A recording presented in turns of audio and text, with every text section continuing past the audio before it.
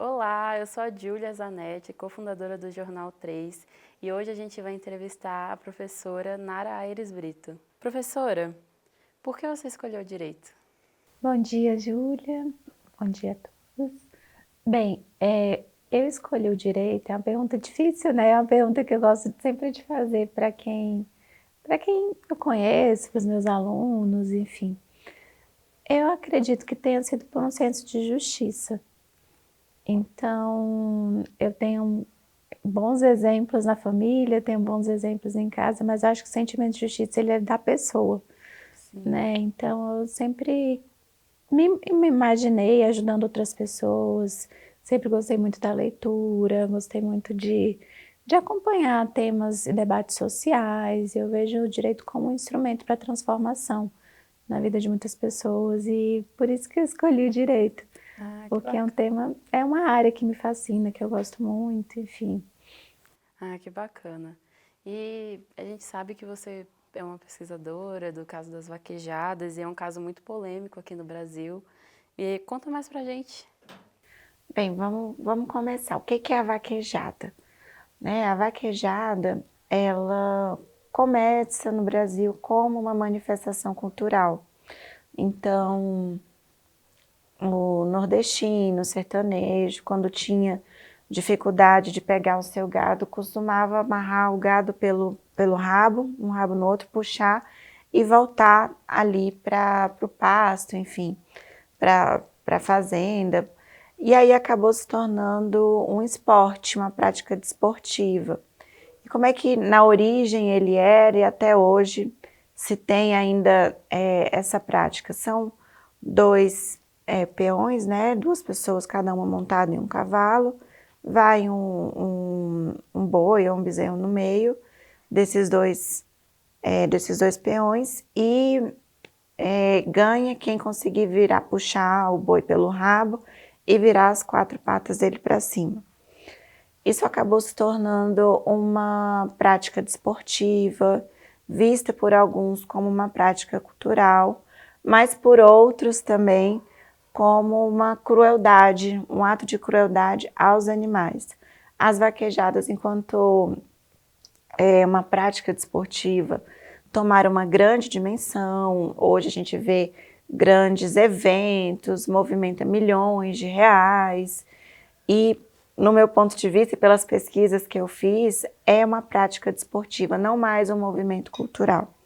Havia uma lei do Ceará que foi questionada sua constitucionalidade perante o STF, que permitia as vaquejadas, e o Supremo, em coerência com a sua própria jurisprudência, no caso da farra do boi e da proibição de briga de galo, por exemplo, entendeu que não, por maioria, foi uma maioria bem apertada, de 6-5, que na verdade não seria permitido à luz da Constituição você praticar maus tratos e crueldade a animais sob o fundamento de uma prática desportiva ou cultural. E aí a gente viu depois um movimento muito grande no Congresso Nacional para que houvesse uma lei, uma emenda à Constituição, na verdade, que foi aprovada muito rapidamente, contrariando a decisão do Supremo, isso se chama efeito backlash, inclusive, permitindo as vaquejadas no Brasil como patrimônio imaterial e cultural. Essa questão volta a ser debatida no Supremo em duas ações, em duas ADIs contra essa emenda à Constituição, que já foram e voltaram para a pauta do STF algumas vezes. Então, a gente ainda tem um capítulo em aberto em relação ao tema e cabe a nós acompanharmos, né? Sim. Pois é, a gente viu que a sua tese de mestrado tem como tema eutanásia no Brasil e em Portugal, sobre a perspectiva utilitarista e constitucional. Quais são os principais pontos a favor e contra a eutanásia, a legalização da eutanásia no Brasil e em Portugal?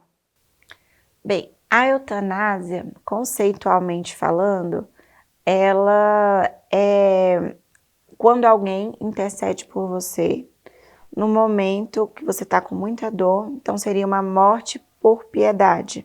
Vem um terceiro e acaba com a sua dor no momento de terminalidade, quando você já não tem mais perspectiva de ter uma vida digna.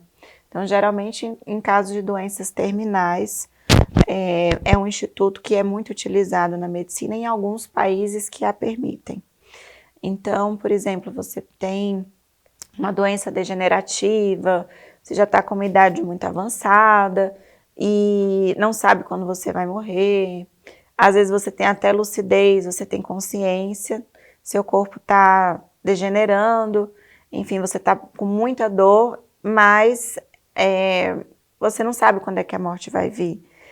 Você já tem sua família, tem todo um contexto familiar, pessoas que sofrem com você, questão de autonomia também da pessoa em relação à sua saúde. Então, em alguns países, como por exemplo Holanda, Bélgica, no Canadá, a prática ela é permitida. Quando eu escrevi minha dissertação de mestrado, eu fiquei muito curiosa em relação ao tema e aí fui investigar. Na época, a eutanásia não era permitida em Portugal, havia uma comoção social muito grande em relação ao tema, tanto a favor quanto contra, mas era algo que estava em debate. Aqui no Brasil, não. Aqui no Brasil, eu não percebo um cenário da população clamando por talvez esse direito, né, a você morrer com dignidade, que é a morte com dignidade, a morte por piedade, né, que um terceiro vai e ceifa com a sua dor, geralmente um profissional de saúde. E depois que eu defendi a minha dissertação, eu defendi ela em janeiro de 2020. No último ano agora, em 2022, finalmente passou, foi aprovado, então em Portugal já é possível se fazer a eutanásia. Aqui no Brasil, o tema ainda é visto à luz do Código Penal. A Constituição, ela não fala em eutanásia, não existe nenhuma passagem falando sobre eutanásia, nem para permitir, nem para proibir, simplesmente o tema não é falado. Mas a gente pode enxergar a eutanásia como instituto jurídico e extrair da Constituição uma interpretação que a permita no Brasil. Então, a gente pode olhar o tema sobre o prisma da dignidade da pessoa humana, sobre o prisma da liberdade, do direito da autonomia privada, do direito à própria saúde também. Por outro lado, também se fala muito sobre o tema em relação à sua proibição, em relação ao direito à vida. Mas, na minha dissertação, nos meus estudos, eu defendo que o direito à vida ele não é um direito absoluto, e obviamente ele não é. A própria Constituição, no artigo 5º, quando fala de direito à vida, o relativiza em relação em caso de guerra declarada, então pode haver pena de morte em caso de guerra declarada. A lei penal permite a morte, né, você matar alguém em caso de legítima defesa. Então, o tema ainda é nebuloso aqui no Brasil, mas eu defendo na minha dissertação que a Constituição, quando fala de direito à vida, fala de direito à vida com dignidade, com autonomia, direito a uma vida biográfica, porque às vezes a pessoa que já está numa doença terminal há muitos anos, entrevada numa cama, com toda a família sofrendo, com todos os seus recursos indo embora, todo um esforço psicológico, familiar, mental, financeiro, essa pessoa simplesmente se desprega muitas vezes da sua vida biográfica, quem ela foi, em relação a quem ela é nesse momento de terminalidade. Então, por que não dar dignidade a ela na hora dela partir, se ela quiser? Porque é uma opção, não seria uma obrigação, mas um direito. E em coerência com o direito à dignidade da pessoa humana, autonomia privada, liberdade, saúde. Então, é difícil falar desse tema assim numa entrevista tão rápida, mas é um tema que aqui no Brasil ainda está em aberto. A lei brasileira enxerga como crime de homicídio, eutanásia, ou de auxílio-suicídio. Então, homicídio, matar alguém. Então, se você, por mais que você tenha dó, que você tenha piedade, que seja um ente da sua família que você ama muito, que está precisando, que está agonizando, por exemplo, a lei brasileira enxerga como um crime. Então, a lei, por outro lado, ela está defasada, no meu ponto de vista, em relação ao tema, porque ela é de 1940. Se entende como essa interpretação recepcionada pela Constituição de 88, mas ainda é um capítulo em aberto. Sim. Como a perspectiva utilitarista pode ser aplicada ao debate sobre a eutanásia? Foi desafiador falar sobre eutanásia e o utilitarismo que eu uso na minha dissertação é o utilitarismo proposto por Stuart Mill, contraposto à deontologia kantiana da dignidade da pessoa humana. Então, para a gente falar, principalmente quando a gente fala de temas relacionados à bioética, à filosofia, a questões morais, é importante a gente analisar o direito também sob o prisma filosófico, porque não tem como a gente não ter essa influência. Então, o que é a deontologia kantiana? Coloca a dignidade da pessoa humana em um primeiro lugar, num primeiro prisma. Então, Kant dizia que todo ser humano é detentor de uma dignidade intrínseca, uma dignidade nata. Então, isso seria uma máxima universalizável.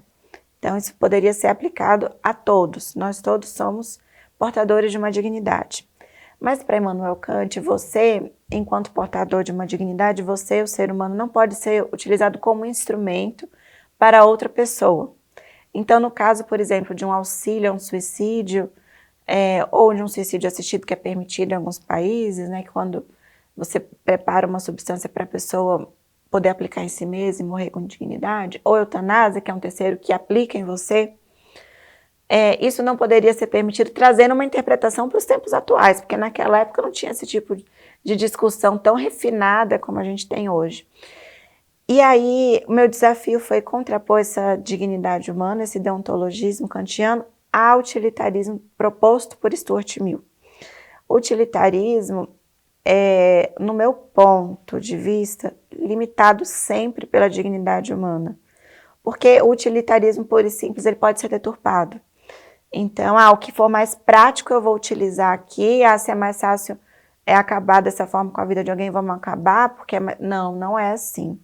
Tem que haver um limite. Na minha dissertação e nos meus trabalhos, eu entendo que a limitação é a dignidade humana. Você não pode se utilizar de uma teoria, de um consequencialismo, de um utilitarismo, pura e simplesmente por ser mais fácil. Tem que haver um limite, o limite é a dignidade humana. Então eu uno os dois lados. Se há dor, se há sofrimento, se há uma vida não digna mais, então que se possa utilizar a máxima do que a coletividade, ou então que as pessoas, a maioria das pessoas entenderia como correto.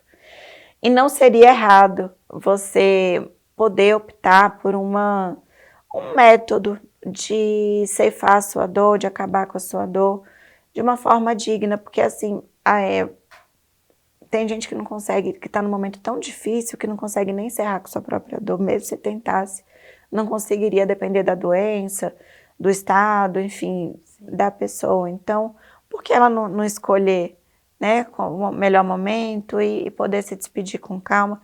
Mas, mais uma vez, se ela quiser, é uma opção, não é uma obrigação. Sim. E qual é o papel da Constituição na discussão sobre a eutanásia e como ela pode ser interpretada nesse contexto? Então, a Constituição, ela não proíbe nem permite, ela simplesmente não fala. E é aquela ideia que eu estava trazendo. Eu entendo que a gente pode deduzir dos artigos da Constituição qual seria a sua resposta.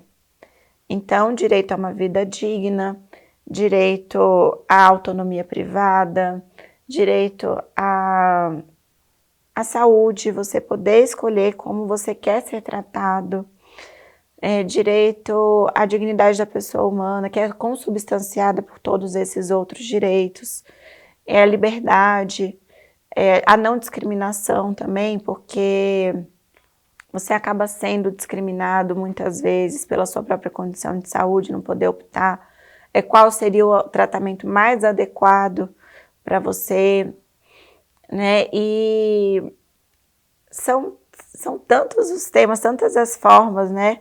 Você imagina, a Constituição, ela, por exemplo, proíbe prisão perpétua. Imagina você estar preso no seu corpo, claro que é uma analogia, né? A prisão perpétua ali, um instituto penal, enfim, você ficar preso. Mas você fazendo uma analogia, imagina você estar doente, preso no hospital, preso entre aspas no hospital, numa maca, há anos, definhando, esperando o dia de você ir embora. Muitas vezes você não recebe uma visita, você não vê mais brilho na vida. Então, é você poder escolher, e é uma escolha, não é uma obrigação, mais uma vez, como você gostaria de ir, não é? E não ter uma prisão perpétua em si mesmo, no seu próprio corpo, fazendo aqui uma figura de linguagem. Então, eu acho que a Constituição tem elementos para a gente discutir e uma possível descriminalização e legalização do tema. Agora, saindo um pouco do tema da eutanásia, e para finalizar, a gente sabe que você começou a sua carreira acadêmica muito cedo, né? E qual o melhor momento para iniciar essa carreira? Para começar um mestrado, uma pós? Olha, o melhor momento, ele é de cada um. Eu não tenho uma resposta correta, porque o momento da Nara pode não ser o movimento da Júlia, não é? Então, o melhor momento é que você vê a melhor oportunidade também, porque no meu caso, eu tive uma oportunidade, eu tive um suporte, eu tive uma estrutura familiar, eu tive uma estrutura no meu trabalho, eu tive um momento da minha vida que eu ainda era muito jovem, então eu tinha mais tempo para isso, e foi todo um planejamento de consolidação de carreira. Eu tinha um objetivo, eu tinha uma meta, eu queria dar aula, então eu queria quanto antes me profissionalizar, aprimorar minha formação. Então, esse foi o meu momento. Mas existem outras escolhas de outras pessoas, outras etapas. Às vezes o momento da Júlia é daqui a 10 anos, se ela quiser, porque antes ela tem outros projetos, às vezes ela quer fazer uma segunda faculdade, quer dar prioridade ao trabalho, quer dar prioridade ao ambiente familiar. Então, eu acho que não existe um momento certo, é o momento de cada um. Então, você tem que ver quando seria, quais são os seus objetivos, você talvez traçar uma meta, um planejamento. A vida não é perfeita, mas a gente talvez tenha um direcionamento para se organizar para um dia esse projeto chegar e você poder fazer. E ele não tem prazo de validade. Assim, a vida está aí para a gente aprender com ela todos os dias. Meu mestrado, quando eu fiz, eu era mais nova da turma, eu tinha colegas de 50, 60 anos de idade, 70. Então, assim, e estava todo mundo junto, tendo uma experiência maravilhosa, estudando, todo mundo com o mesmo objetivo de ter uma formação jurídica. Então, assim, o momento é o momento de cada um. O momento da Nara pode não ser o momento da Júlia, mas o importante é a gente tentar se organizar e estar pronto para as oportunidades também, mas é muito individual. Perfeito. Gostaria de agradecer pela entrevista e eu espero que a gente possa repetir em outro momento. Obrigada pelo convite, obrigada pelo Jornal 3 e obrigada. Foi um prazer enorme. Até logo.